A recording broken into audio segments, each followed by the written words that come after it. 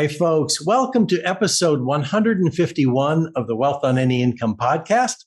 This is where we talk about money tips, techniques, attitudes, information, and provide inspiration around your business and your money. I'm your host, Rennie Gabriel. In past episodes, we spoke about how to understand the numbers from your business, how to measure the level of pleasure based on where you spend your money, how to track your money in 5 to 10 seconds, what determines how close you are to complete financial choice, and how to run your business without being in your business.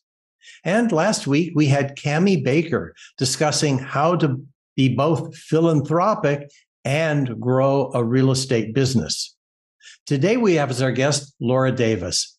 Laura is a holistic financial advisor who helps people overcome overwhelm so they can have peace of mind around their money. After years working with high net worth clients, she started to realize that it was close to impossible for middle income Americans to get the fiduciary financial advice, and I'm going to say that they deserve. Her book, Earn, Save, Spend, an illustrated guide to personal finance that addresses those needs, is now available. Laura, welcome to the Wealth on Any Income podcast. Thank you so much, Rennie. It's an honor to be here. You have such incredible guests, and I am just so happy that I get to number among them.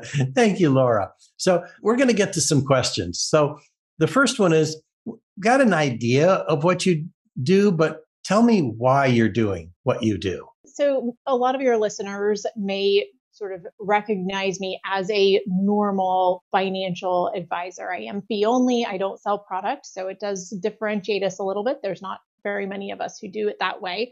And I've been doing this for about 8 years. The reason why I got into this industry in the first place is because back during the recession, the Great Recession, when the real estate market was going crazy in a downward direction, I actually sold foreclosures for banks. I was a realtor, but I worked directly with banks to list and sell their foreclosures. You're talking about 2008, 2009. Yeah, that time.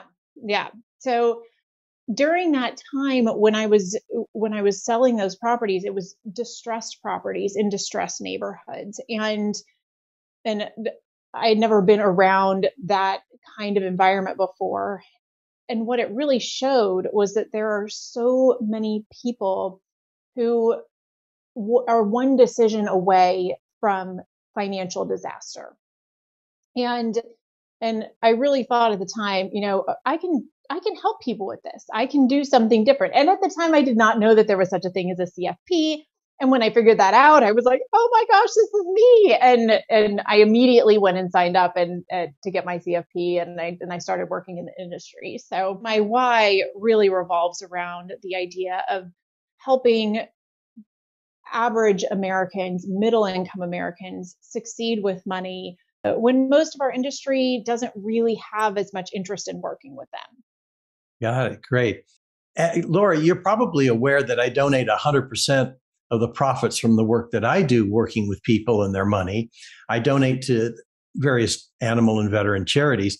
Tell me about what you do to give back. Yeah, we donate to various charities, but the thing that we love to volunteer our time doing is delivering meals for an organization called Open Hand here in Atlanta. It's a Meals on Wheels program, and they deliver to Medicaid recipients across the Atlanta metro area. And the work that they do is so important, taking care of low income people. I also volunteer my time a little bit for helping with lower income financial needs for people. And for many situations, donating your time is more valuable than donating money. So thank you, Laura. Yeah. Tell me, what's the target market? Who are the people you're looking to support? Yeah, so I have two overarching markets that I work with. My one-on-one private clients are my wealth management clients, and those are more of a typical wealth management profile. So people who have a few $1 million in net worth and investable assets and are really looking to create that security around their retirement. My other base are those middle income Americans. So I don't know if you know this. A lot of people don't, because we're all in our little bubble. We sort of think that whatever we're in is the norm. But 50% of American families make less than $70,000 per year. So that's half of all Americans. And then only about 10% make over about $200,000 per year in annual income. So a lot of the times when we're talking about financial advisors, wealth manager, and by the way, that word wealth is triggering a little bit, right? Because it makes people feel like we're out of reach as advisors. But what I designed my book for, and I have an online membership as well, is really for middle income Americans, those people who are sort of between that $70,000 and $200,000, where they can't necessarily afford fee-only financial advice one-on-one, but they still know that they need to take care of their money, their family, and their future.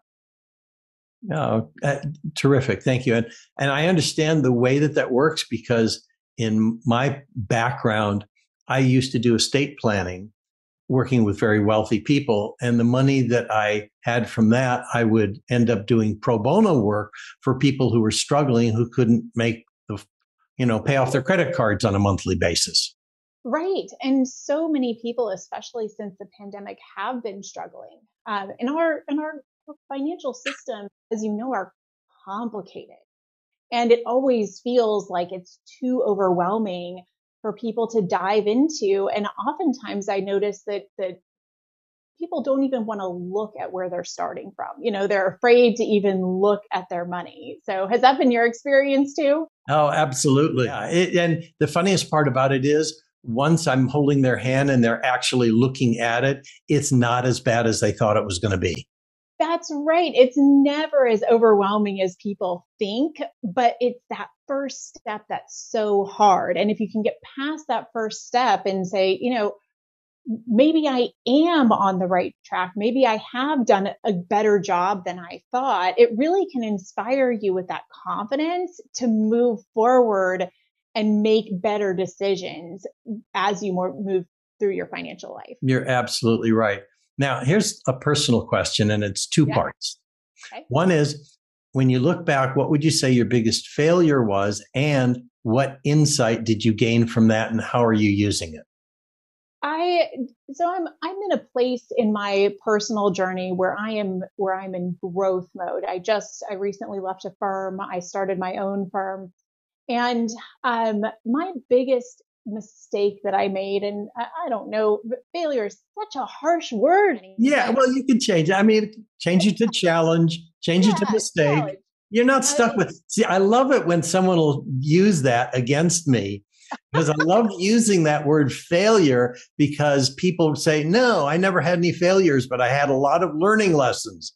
So, right. But I love you. I love to use it to see how someone reacts. So terrific.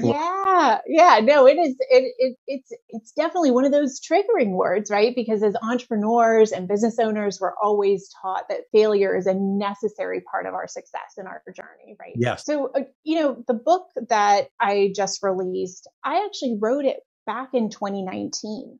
So we are sitting here today in 2023. And it has only just now come out. And I think what my biggest mistake or challenge is that I didn't push harder in the beginning. I let my dream kind of go because I was wrapped up in the pandemic, because I had two small kids who were home from school at the time, because, my husband's business was going through a transition after COVID hit. There were a lot of things that went on. And the thing that I regret is not taking action when I could have taken action. So, maybe my dreams have come on just a little bit slower because of that. But I think that, it's funny, you want to practice what you preach. And all of my clients and my coaching students, I encourage them to just take that action and take that first step. And I feel a little hypocritical for not doing it myself. I get it. So let me ask you this. Yeah. Is there a benefit, goal, objective, whatever? What would you say a typical outcome might be for the people who you work with? I mean, like a case study. Yeah. So if you work with me either one-on-one or through my membership, you will, if as long as you get through all of the steps, you will gain a sense of peace of mind as well as a financial plan that you can maintain yourself.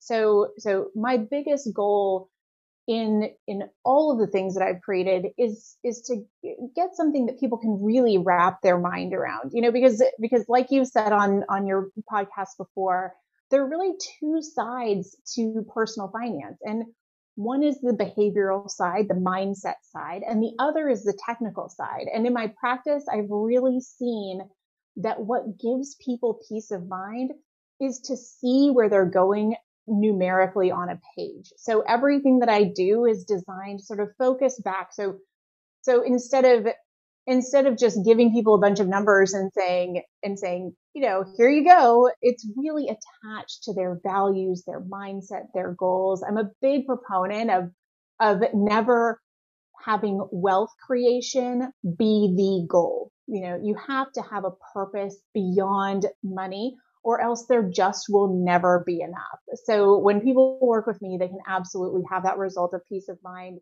clarifying values, and having that sense of enough. And if having a sense of enough isn't important to you, you probably don't want to work with me. I recall something about a couple in their 60s who had very little money. What did you advise them?